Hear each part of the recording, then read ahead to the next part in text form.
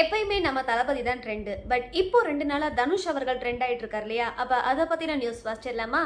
வணக்கம், செய்திகள் வாசிப்பவர் தமிழ்ச்செல்வி.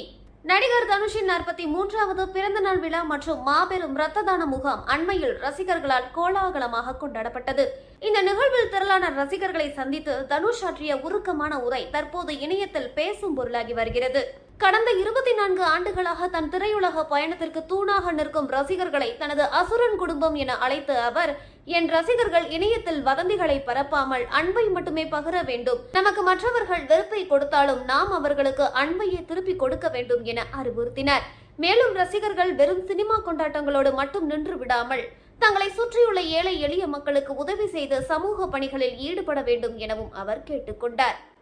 தனுஷின் இந்த முதிர்ச்சியான பேச்சும் சமூக சேவை குறித்த அறை கூவலும் பலரது பாராட்டுகளை பெற்று வருவதோடு அரசியல் பார்வையாளர்களிடையேயும் புதிய விவாதங்களை ஏற்படுத்தியுள்ளது. நிகழ்ச்சியின் ஹைலைட்டாக அவர் கூறிய ஒரு வசனம், if you are bad I am your dad என்ற வசனத்தை தன் மகன் லிங்காவை பார்த்து பேசிய பொழுது, இது உண்மையிலேயே லிங்காவை பார்த்து பேசியதுதானா அல்லது தளபதி விஜயை குறிக்கிறாரா இல்ல வேறு ஒருவரை குறிக்கிறாரா என்ற குழப்பம் ரசிகர்கள் மத்தியில் எழும்பியுள்ளது.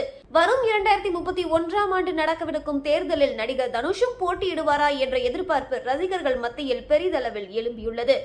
மேலும் செய்திகளை தெரிந்து கொள்ள எமது தமிழின் குரல் சேனலை சப்ஸ்கிரைப் செய்து கொள்ளுங்கள்.